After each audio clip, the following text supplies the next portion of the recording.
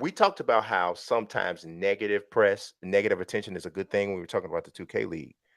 At what point, if ever, do you think all of this negative stuff ends up hurting the UFC? Because there's actually the negativity around the UFC is actually more plentiful than the positivity.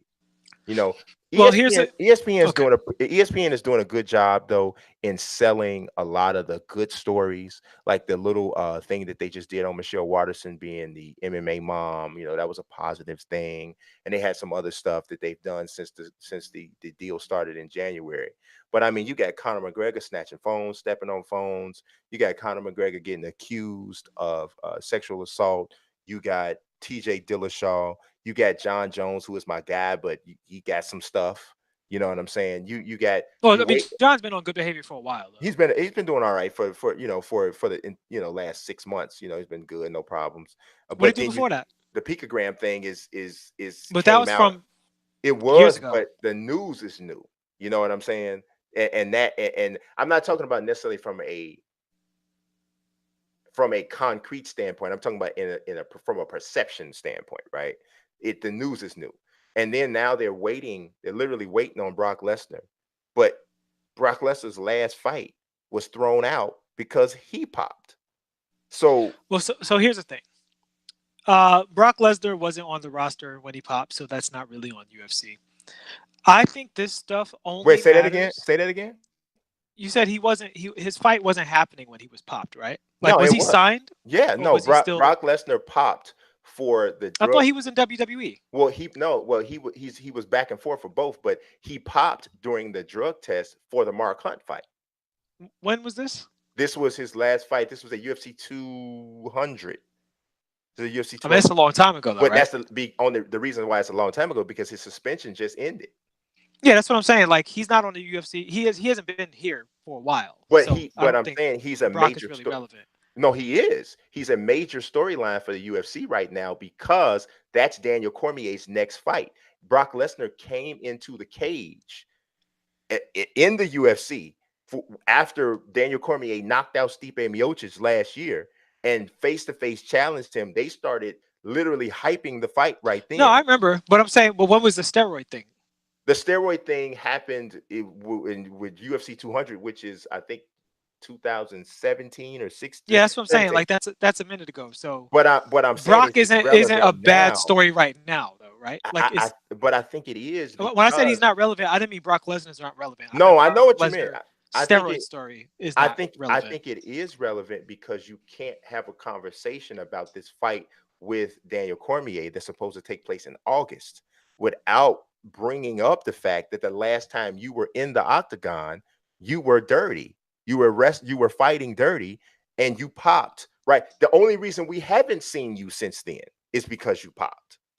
No, I don't think any of this stuff it hurts the UFC unless they get to a place where they were when McGregor and Rousey were running the league and John was out and there was not a big headliner besides them. Then what your stars do gets you in trouble. But the UFC is not like the NFL. They're not a whole bunch of organizations. So if something happens in Dallas, the organization has a responsibility to with that culture, with punishing that person, with deciding what kind of players they bring in. And there's only 30 organizations, right? So where are we now? If you get five organizations, that's a significant percentage of your crew. UFC has I don't know how many fighters, but it's a lot, and they're all individuals. So and the UFC has so many events and so many fights that I think it takes either all of their top people to be doing bad stuff or for them to have a lack of top people, to sell fights. I think they are in that though. I think that's exactly where they are. That environment or that scene that you just painted, that's exactly where the UFC is. The UFC doesn't have any needle movers at all, with the exception of John and Connor. And Connor's status is indeterminate. We don't know exactly what's going to happen with him. And John is active, so you do have John. But if you look at the pay-per-view numbers for the UFC, when anybody except for John or Connor fights, it ain't good. And it's not good. So I think they are in that place. I don't think they're in that place simply because they have exchanged. They've gone to a place where, with the ESPN deal, they have so many events going on that they've almost traded out the home runs for base hits, so to speak. Hmm. Yeah. And the indicators have been that it's doing well with and Hmm. for ESPN. Yeah. So it's almost like, instead of looking to make $1 billion on the movie, they made a TV show. And now that the TV show is doing fine as far as TV shows are concerned. And because of that, I don't think, especially Dillashaw, like Dillashaw was not somebody that I considered, oh no, what's TJ Dillashaw going to do this week? Like, he was a fighter who was very good, that if you watch the sport, you know who he is. And if you don't, you might not. And he got popped for steroids and he's out of here. It'd be a different thing if they had like a culture of letting this stuff go. The only person who makes that argument is John. And we agree that that's not the case. Um, so yeah, I don't think this. I think if the Connor situation happened a lot, where like with Habib, where they're like fighting at the show, getting into the crowd, if that thing was happening all the time with different people, then I think it could really hurt the product. But this stuff about individuals doing dirt, getting caught, and getting kicked out, I mean, what else is supposed to happen? You can't. Yeah. I think my concern is rooted in the fact that if you ever get to the point where you are questioning the validity of a champion, too many champions' accomplishments, and the validity of the talent of the elite fighters, because TJ Dillashaw was arguably, and you can make a strong argument that he's the greatest bantamweight of all time. You could make a strong argument, and there's only one other name that could be mentioned along that line, and that's Dominic Cruz.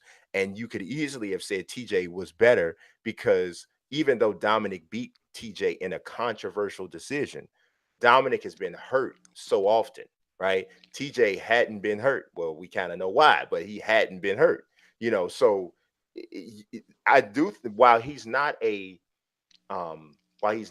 name that necessarily, I would say TJ Dillashaw, from a champion standpoint, in terms of a draw, he's the next tier down, or he was the next tier down from. So you got Connor that's on a tier by itself. Connor and Ron, well, Connor was on a tier by itself. Ronda was right below him. Uh, Brock Lesnar was probably somewhere between Ronda, and I'm talking about history. Uh, Brock Lesnar's right there in between them. Chuck Liddell's probably right there around there, and then John's a little bit below them. TJ Dillashaw was the next level down. Now everybody else below TJ Dillashaw and the people on TJ Dillashaw's level kind of don't even matter. And I left Georgia St. Pierre because he goes up there in the top or I upper was going to parts. ask you about George and Yeah, Anderson Silva. yeah, and Anderson Silva, they go up in the top area as well.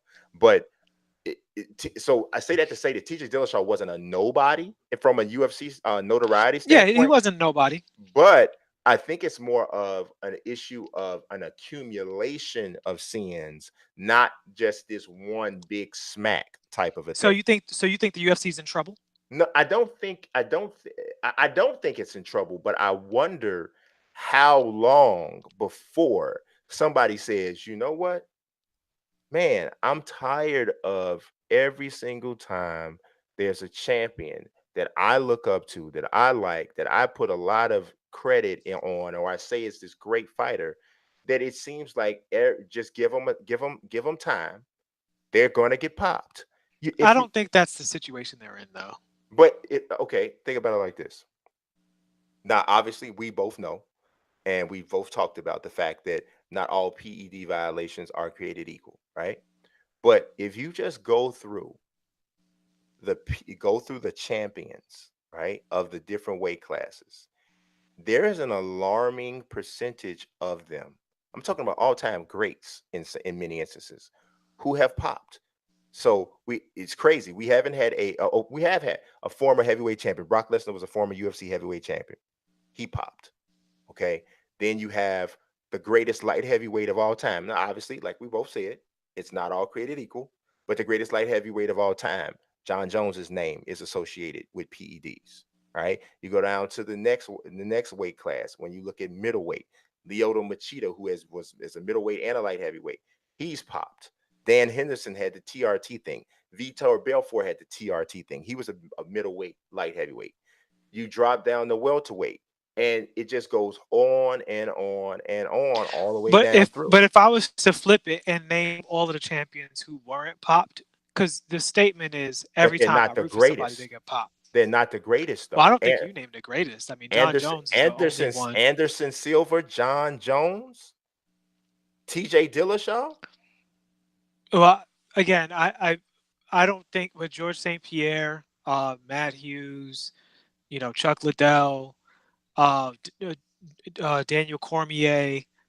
There's plenty of I great would say fighters who've everybody that not you been popped. said, I say everybody that you said, with the exception of Chuck Liddell, is not on the level from a notoriety standpoint of the people that I named who have been popped dirty. You think that George St. Pierre is not as on the Oh, level I'm of sorry. I'm sorry. And George, I didn't. You said him first, and I was thinking even about that Daniel last. Cormier? I think Daniel Cormier is bigger Daniel. than Lyoto Machida was. No, I'm not talking about that. I was talking about John Jones, Anderson Silva. Well, no, with John, yeah. I mean, but John is tipping the scales to a degree because he's John. I think you take John off the list, and then you get a lot of big names that have never had been any kind of trouble at all whatsoever. They got Anderson Silva. What's his name too? You got Mighty Mouse. No, Demetrius no, he's never had a problem. but he's Mighty Mouse is the most disrespected, least known great fighter in the history of the whole sport.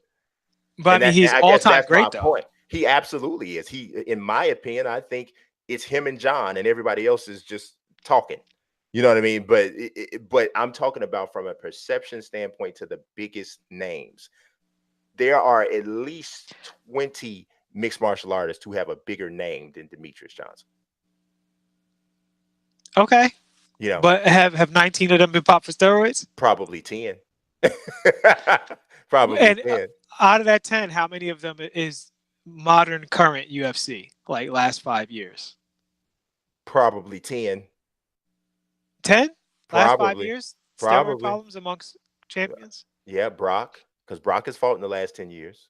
But he wasn't a champion in the last 10 years. Well, Last 5 years. last 5 years. No, not the last 5 years. Not the last 5 years. But Yeah, that's what I'm saying. I think if you're a fan of the sport, if you're like deep diving into the sport and you're looking at everything and you're aware of everything, then yeah, it seems like, man, this is like a serious problem. Even though the problem has been worse in other MMA leagues, like that Pride was dirty as they come, right? Dirty as a diaper. There wasn't no So, dirty. There was no dirty. It was just go fight. it's just how they work, and that's the thing, because UFC is stamping down on it. I think, like I said, they got guys missing weight, and then events don't have their headliner. That's a serious problem. If they are ruining events with fights too much, that's a serious problem. If they have a lot of events where people don't perform well, that's a serious problem. These side stories, I don't think this negative drama affects the UFC poorly until it starts to seriously become something you expect to ruin a main card. Well, And I think it becomes a problem when sponsors begin to pull money. If sponsors don't pull money, it doesn't matter. That it's yeah, really just that simple. If sponsors don't pull money, don't pull advertising money, then it doesn't matter. yeah, and ticket sales too. But That matters. Venues that matter. can happen like that. Yeah, but I don't think that's where it's going, because the ESPN deal. Because what we talked about after the ESPN deal, they have all of these shows. ESPN is putting their work into it, and everybody seems pretty happy right now. Mhm. So, I think even that is part of the reason that this punishment is so clean, right? Like, Mhm. they popped him, get out of here. We don't need you. Yeah, There's no debate, no hemming and hawing, no defending the guy. They none. found his dirty laundry, spilled it out to the street, and then kicked him out right behind it.